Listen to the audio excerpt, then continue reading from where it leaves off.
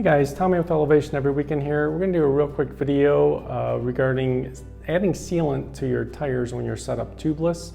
It's something you want to do after the initial setup periodically just to top it off. The sealant doesn't last forever. It does dry out and things like that over time.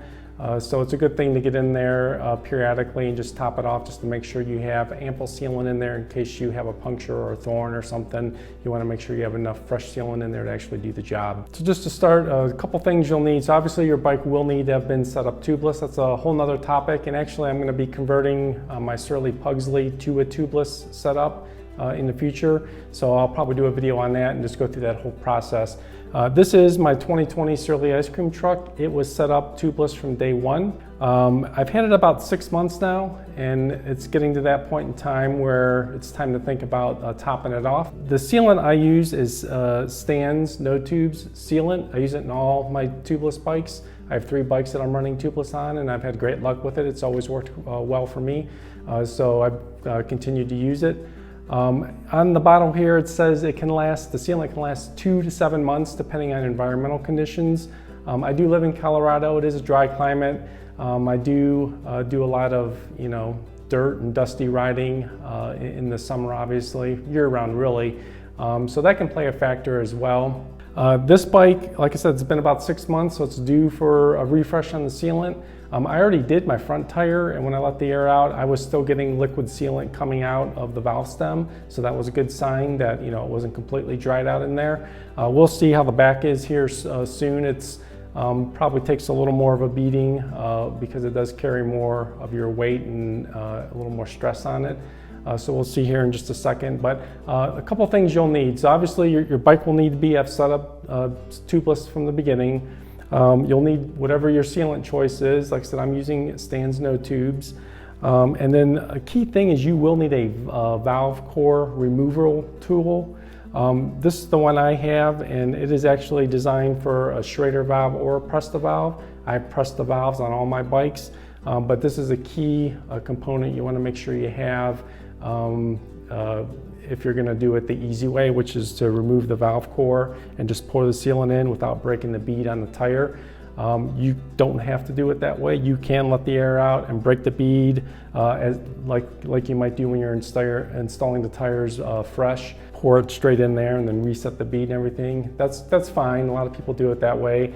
I like to do it the easy way, which is just to pull out the valve core and then just pour the sealant directly in there.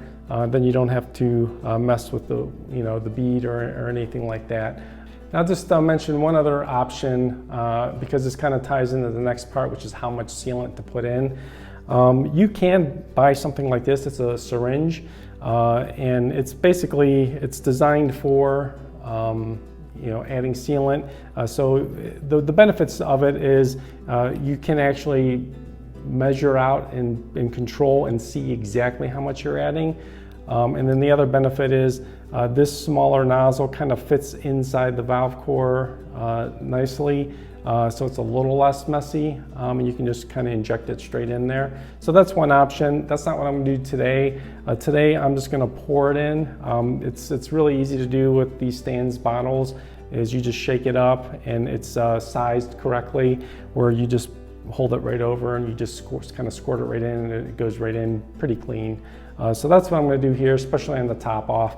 On a fresh setup, or if I was doing a lot more, I would probably use the syringe to do so. So before we get into it, I just want to touch on one more thing, and that's how much to put in. So obviously on a fresh setup, you're going to want to use more, probably 2 to 4 ounces for sure in most mountain bikes and certainly fat bikes.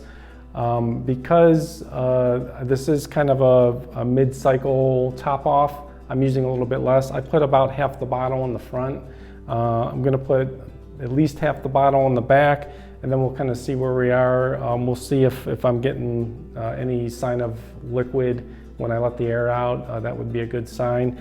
But there's variables, there's lots of opinions on the internet on how much to use or not use. And it really comes down to is how good and tight your setup is, your particular wheel and tire setup.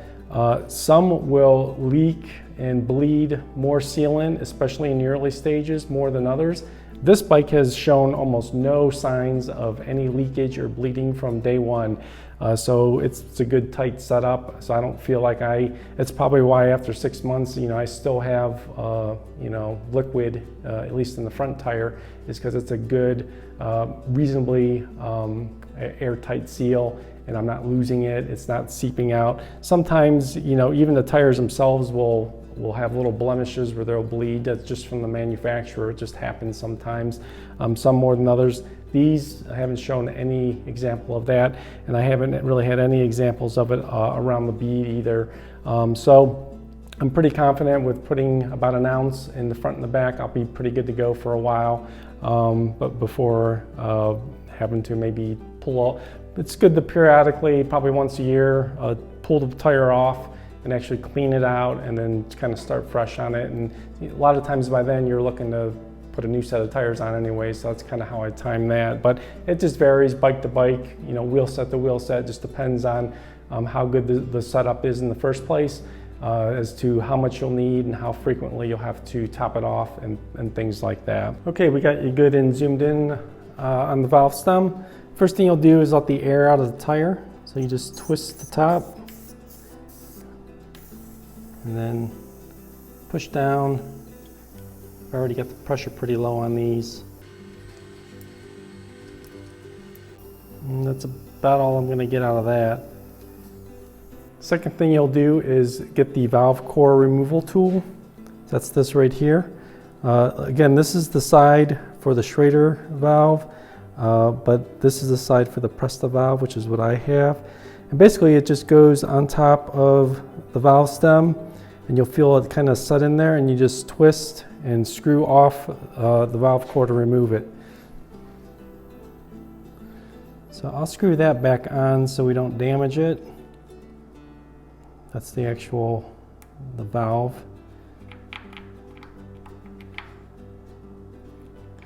And there's probably going to be a little rush of air because there's still air in the tire when you remove it. And you hear just a little bit. And there it is. There's the valve core removed. The next thing you do, and I didn't really have any evidence of any wet, fresh sealant like I did in the front tire. Not a surprise, but just something to take in mind. So now, just gonna shake up the bottle of the STANS, and then you just get it in there. And then you just squeeze it in. It kind of makes a vacuum a little bit and kind of sucks it back up, but I think we got it all in there. And I'll just take a rag and clean up around it a little bit. Then you just put the valve core back in, get it hand tight, and then put the tool back on.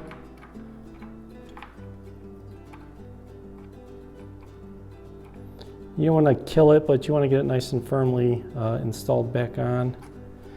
And then that's it. Okay guys, that's pretty much the entirety of the process. The last steps to do is just to air up your tires back to your desired pressure. Then I'll usually just take the bike for a quick spin just to disperse the sealant throughout the entire tire. And that's really it. So if you found the video helpful, please drop a like down below. Please subscribe if you're interested in seeing more fat bike content. Have big plans for this bike, and I'll be taking it out on some trails soon and shooting some new videos to see what it can really do. So stay tuned for that. So thanks a lot and have a good day.